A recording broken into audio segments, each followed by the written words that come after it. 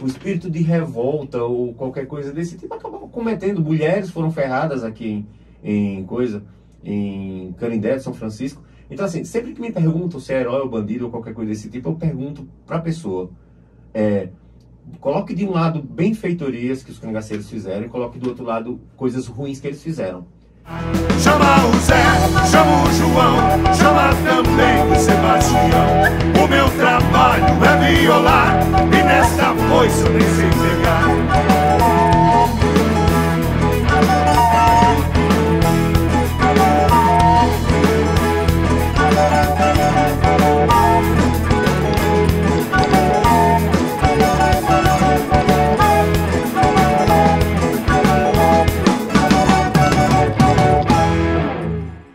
Conversando sobre o início de seus trabalhos voltados ao cangaço na literatura. Eu me recordo que você já tinha diversas pesquisas voltadas ao cangaço, mas a literatura, como qualquer outro ramo, ele requer mudanças, né? Quem fazia livro em 1930, 1950, até 90, quando eu nasci, era uma coisa. E um público que era mais voltado para a leitura, que estava sempre ali buscando nos livros material de pesquisa. Nós estamos em uma geração que é muito audiovisual. Ela é um pouco preguiçosa para, às vezes, ler um livro. É tanto que requer, nos novos livros, formatos com layouts diferentes, como você acaba de mostrar aqui a marca, né? Então, o canal Cangaço na literatura, ele representa um pouco disso.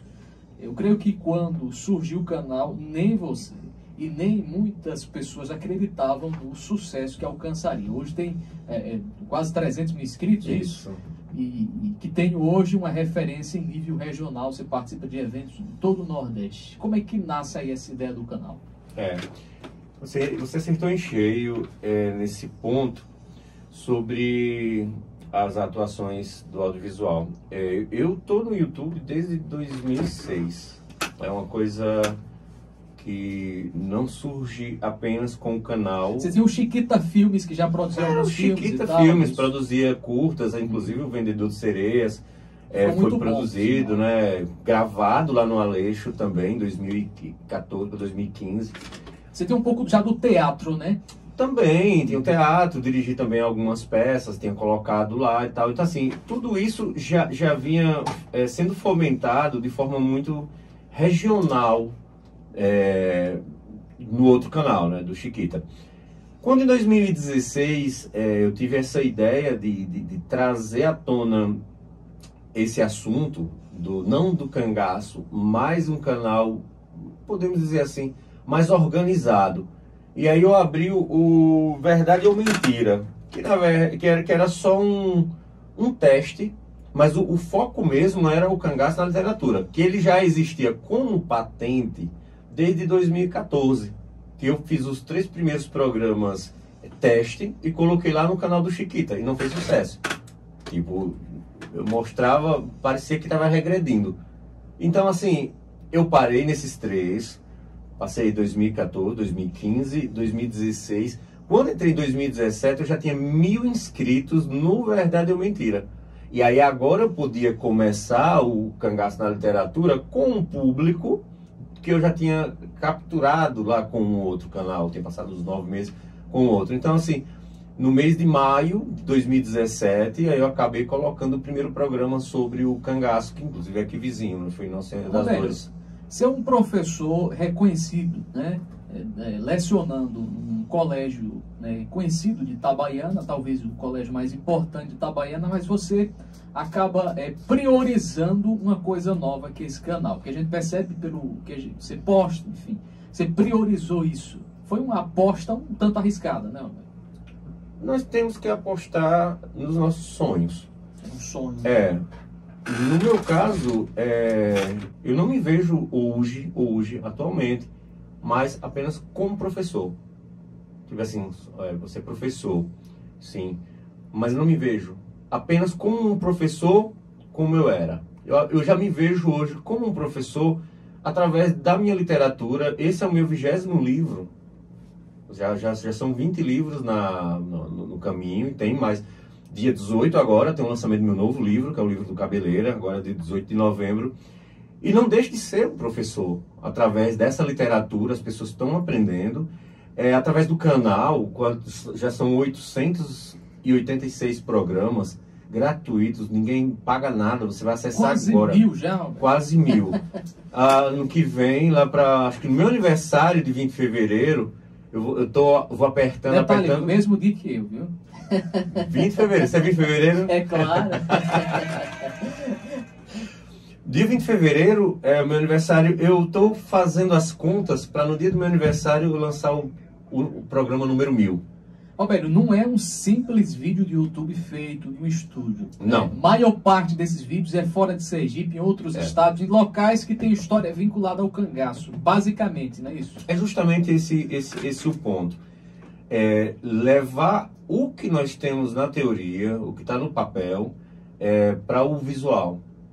Às vezes a pessoa, não, como você falou, assim, eu estou uma geração muito visual, geração TikTok, a geração de ver as coisas o mais rápido possível. É tanto que quando eu coloco um programa de 30 minutos, o pessoal, a primeira coisa que fala, nossa, programa grande. Aí você coloca um programa de 2, 3 minutos, às vezes é uma informação rápida, aí o pessoal, nossa, adorei. Por quê? Porque nós estamos, e temos que nos adaptar, mas também não podemos ceder a um assunto que só dá para explanar em 30 minutos e colocar ele em 1 minuto só para dizer que coloquei no canal. Não, eu vou colocar assunto de acordo com o que realmente ele cabe. E aí o canal, é basicamente essa premissa, de ir aos locais históricos, entrevistar pessoas vinculadas à história, fazer análise de livros. O pessoal publica livro, manda livro pra gente, a gente faz resenha de livro e posta. Agora, essas resenhas eu já gravo em casa. Por quê? Porque tanto faz gravar em casa uma resenha, como gravar, sei lá, a não ser que seja com o próprio escritor, né? Como, por exemplo, recentemente o Haroldo Veiga, nós fomos lá para Aracaju, a entrevista, ele fala do livro, quer dizer, o próprio autor está contando ali. Se não for assim, dessa forma, eu chego pelo correio um livro, eu tenho o meu quarto, tenho um estúdio em casa, gravo, então, tem uma fotografia nova, o pessoal está doido para ver aquela fotografia em detalhes e contar onde ela foi tirada, que é isso. Eu vou digitalizar ela, colocar ela ampliada, vou mostrar ao pessoal. Então, assim, o canal é um canal, mas ele tem 10 programas. As pessoas acham que um canal é um canal. Um canal de televisão não é assim? Você não tem o canal, né? Rede Globo. Aí você tem vários programas. Você não tem o SBT? Não tem vários programas. Então o canal é o Cangaço na Literatura. Dentro desse o Cangaço na Literatura, no YouTube, nós temos filmes, temos sessão de filmes, tanto que já são clássicos, nós conseguimos os direitos para serem colocados lá, ou filmes que nós produzimos, nós já produzimos vários filmes como o Juriti, que nós produzimos, longa-metragem, gravado também no Aleixo. Ó o Aleixo de novo aí, ó. Gravado também, parte dele no Aleixo. Foi fantástico gravar lá. Gravado também em Porto da Folha, em Poço Redondo, em Itabaiana e Laranjeiras. Você não tem noção, foi uma loucura fazer aquilo ali. Aí você tem interpretações. Eu me visto do personagem histórico para contar a história dele mesmo como se fosse o personagem. Tem entrevistas, tem análise de fotografias, tem ir em loco, tem um bloco de levar o familiar do cangaceiro até em loco, para ele ver o que o parente dele viu, onde ele morreu, onde ele foi capturado. Como o programa de ontem, levei a família de Antônio Silvino até o local que ele foi baleado e preso. Eles nunca tiveram lá e eu tenho acesso à fazenda, levei lá com o próprio dono da fazenda, que é filho do rapaz que levou a polícia até lá e leva junto 106 anos, 107 anos depois, tá lá todo mundo junto conversando sobre cultura. Então, assim, essas viagens, palestras online. Agora eu dei, minha última palestra foi na Bienal Internacional do Livro em Pernambuco. Eu encerrei o evento, eu tive o privilégio de colocar as últimas palavras da Bienal de 2021 e pedir para que esperemos que a Bienal de 2023, né, seja tão boa quanto. Eu estive também lá em Recife, lá em Olinda, na verdade, no Centro de Convenções de Olinda, né, no SECOM. Estive lá também, vou estar agora na Bienal do Rio de Janeiro também, vou estar também na Flip.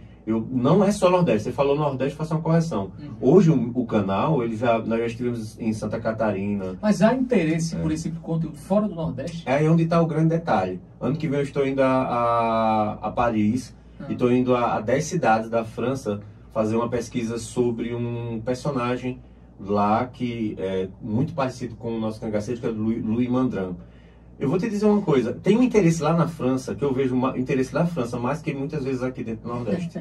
Roberto, já que você falou aí um ponto, eu quero entender agora o público comum que às vezes não sabe o que é um cangaceiro. Quais são as características do cangaceirismo quando surge aqui? Por exemplo, eu estava esses dias lendo aqui sobre a história de Feira Nova e percebi que aquela feira que depois origina a cidade, que passa a ser Feira Nova, ela surge justamente para as pessoas não ter que viajar para fora porque tinha medo de cangaceiro na época. Então, o cangaceiro estava presente aqui na nossa região toda. Como é que ele funciona na prática? Explica para a gente aí, em síntese, o que é o cangaceirismo. É interessante trabalhar esse assunto porque uma coisa que eu sempre digo, não se deve glamorizar o cangaço, né? Podemos dizer assim, romantizar a história do cangaço.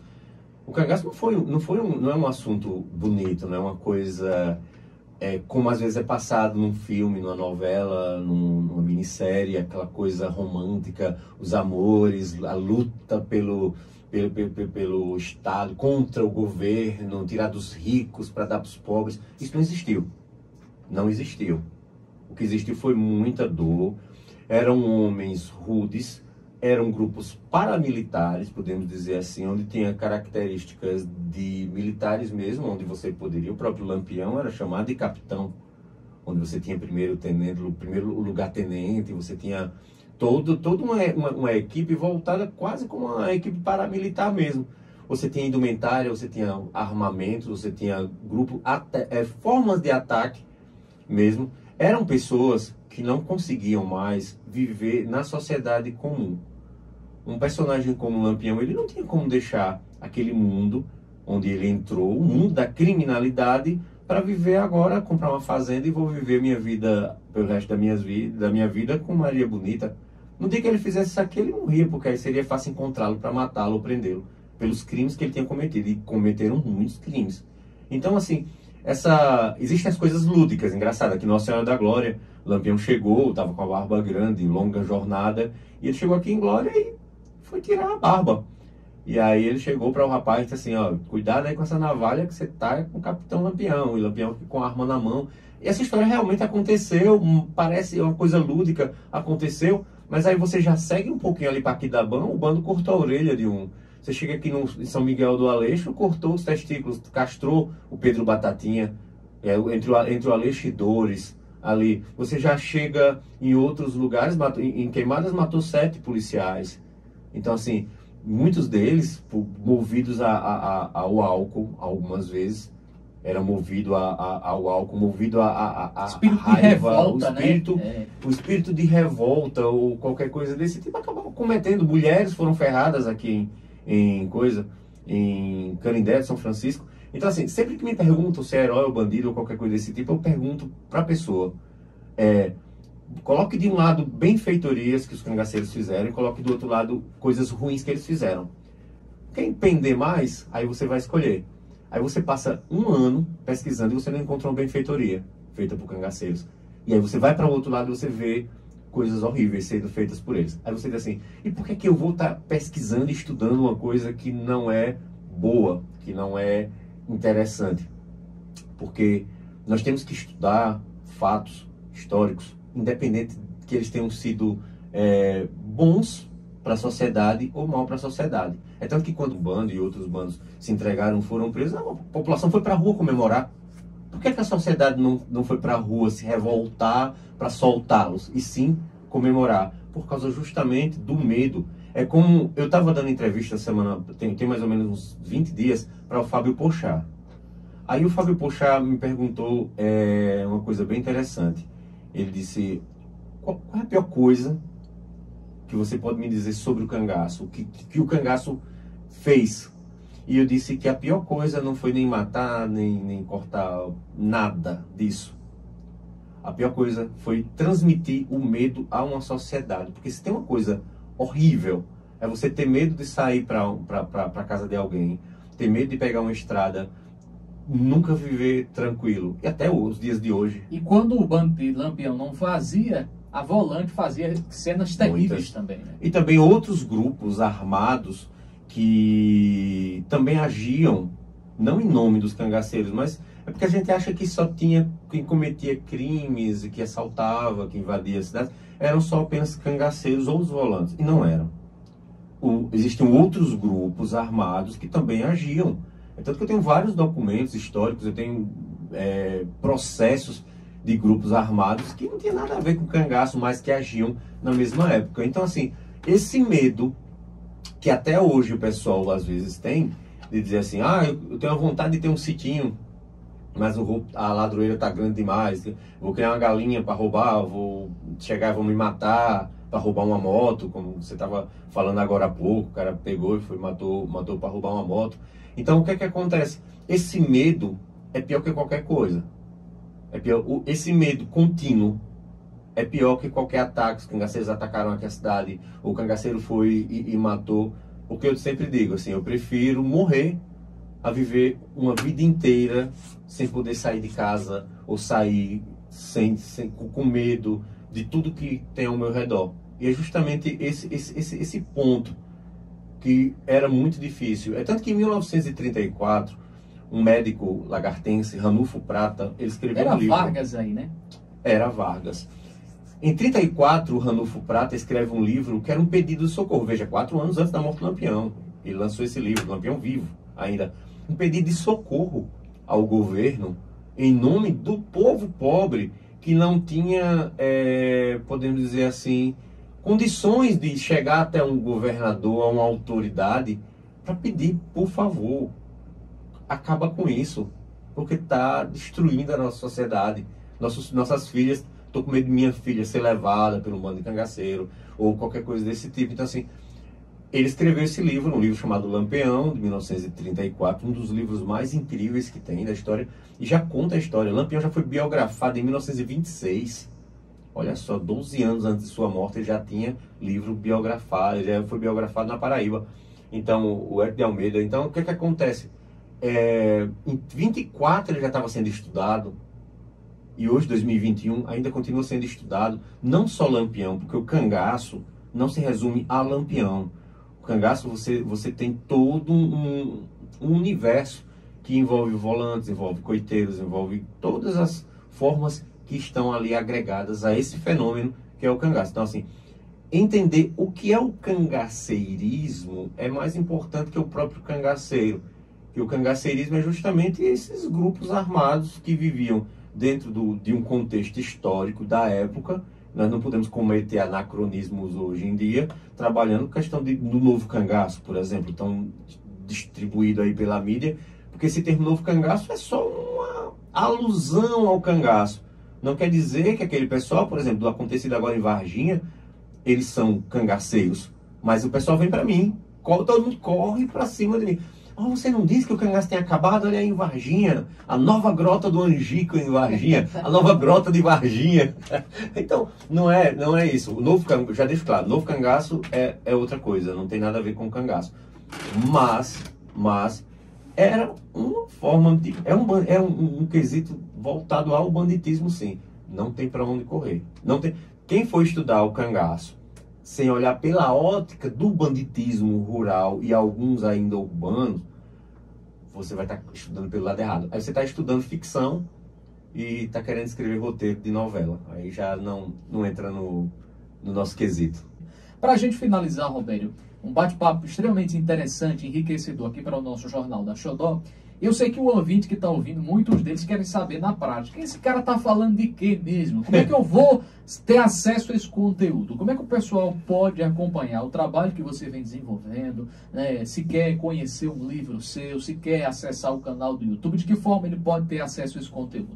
Vamos testar a audiência aqui. Pessoal que está assistindo ao Cangaço na Literatura comumente, né? Porque tem muita gente aqui de Glória.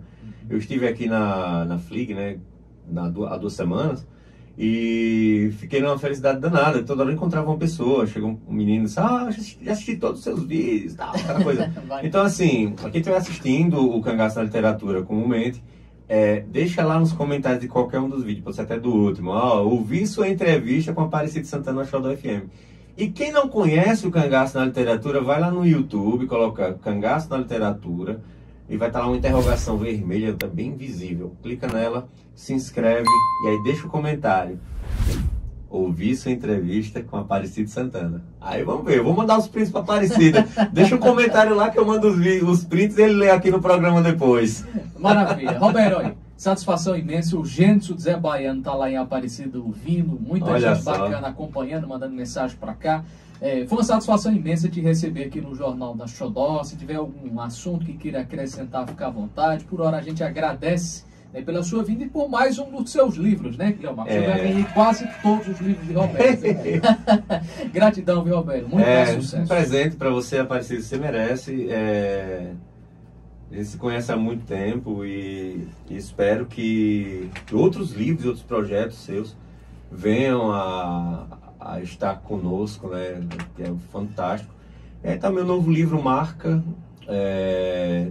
e foi um trabalho muito grande. Isso aí foi pela Bela Editora de São Paulo. Meu primeiro livro, numa editora lá de São Paulo. Eu tive o privilégio de ir a São Paulo gravar o audiobook dele, do coisa na Toca Livros, que hoje é a Netflix dos audiobooks do Brasil, a Toca Livros. E também o e-book dele foi muito bem trabalhado, próprio para quem tem, para celular, que o pessoal vê no celular com a letra grande, né? Ele já falou lá a letra grande, que é muito importante. Então, assim, esse é o nosso trabalho, nosso novo trabalho. Vamos continuar produzindo. Ano que vem tem mais livros, tem mais material para o pessoal e mais programas para ser mostrado aí no cangaço, na literatura, gente. Não deixa de valorizar. Sergipe precisa valorizar porque tem muito programa aqui sobre Sergipe. Muito. Tá bem, Roberto. Um abraço para você, um abraço para o Nininho, né? Nininho. Tá sempre acompanhando aí. É perigoso. Muito bem. Grande abraço e mais sucesso. Valeu. Tá aí, Roberto Santos, o nosso entrevistado de hoje.